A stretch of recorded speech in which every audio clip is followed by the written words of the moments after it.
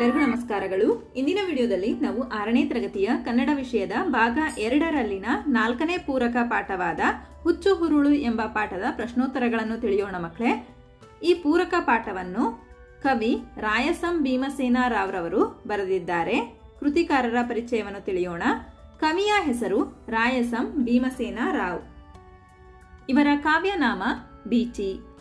ಜನನ 1913ರಲ್ಲಿ ಹರಪನಹಳ್ಳಿಯಲ್ಲಿ ಜನಿಸಿದರು. ಇವರು ಬರೆದ ಕೃತಿಗಳು ನಿರ್ಭಯಾಗ್ರಫಿ, ತಿಮ್ಮನ ತಲೆ, ತಿಮ್ಮ ರಸಾಯನ. ನಂತರ ಪ್ರಶ್ನೋತ್ತರಗಳು. ಕೆಳಗಿನ ಪ್ರಶ್ನೆಗಳಿಗೆ ಉತ್ತರಿಸಿ.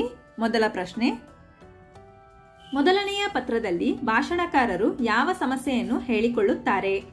ಉತ್ತರ, ಮೊದಲನೆಯ ಪತ್ರದಲ್ಲಿ ಭಾಷಣಕಾರರು ತಮ್ಮ ಪ್ರವಾಸದ ಖರ್ಚನ್ನು ಮತ್ತು ಅವರ ಸಣ್ಣ ಮಗ ತಂದೆಯನ್ನು ಅರಗಳಿಗೆಯೂ ಬಿಟ್ಟಿರದ ಕಾರಣ ಅವನನ್ನು ಕರೆತರಬೇಕಾಗಿದೆ ಎಂದು ತಮ್ಮ ಸಮಸ್ಯೆಗಳನ್ನು ಹೇಳಿಕೊಳ್ಳುತ್ತಾರೆ.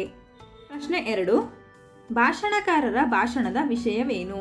ಉತ್ತರ, ಭಾಷಣಕಾರರ ಭಾಷಣದ ವಿಷಯ ನಮ್ಮ ಆರ್ಥಿಕ ದುಸ್ಥಿತಿ. ಪ್ರಶ್ನೆ 3, ಭಾಷಣಕಾರರಿಗೆ ಪತ್ರ ಬರೆದವರು ಯಾರು? ಉತ್ತರ, ಭಾಷಣಕಾರರಿಗೆ ಪತ್ರ ಬರೆದವರು ಕರ್ನಾಟಕದಲ್ಲಿನ ಒಂದು ಊರಿನ ನಾಡಹಬ್ಬ ಸಮಿತಿಯ ಕಾರ್ಯದರ್ಶಿಗಳು. ಪ್ರಶ್ನೆ 4, ಭಾಷಣಕಾರರ ಭಾಷಣ ರದ್ದುಪಡಿಸಲು ಕಾರಣವೇನು? ಉತ್ತರ, ನಾಡಹಬ್ಬ ಸಮಿತಿಯ ಆರ್ಥಿಕ ದುಸ್ಥಿತಿಯು ಭಾಷಣ ರದ್ದುಪಡಿಸಲು ಕಾರಣವಾಯಿತು.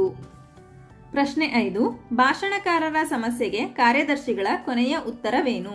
ಉತ್ತರ, ತಮ್ಮ ಭಾಷಣದ ಕಾರ್ಯಕ್ರಮವನ್ನು ರದ್ದುಗೊಳಿಸಲಾಗಿದೆ, ತಾವು ದಯವಿಟ್ಟು ಹೊರಡಬೇಡಿ ಎಂದು ಭಾಷಣಕಾರರ ಸಮಸ್ಯೆಗೆ ಕಾರ್ಯದರ್ಶಿಗಳ ಉತ್ತರವಾಗಿತ್ತು.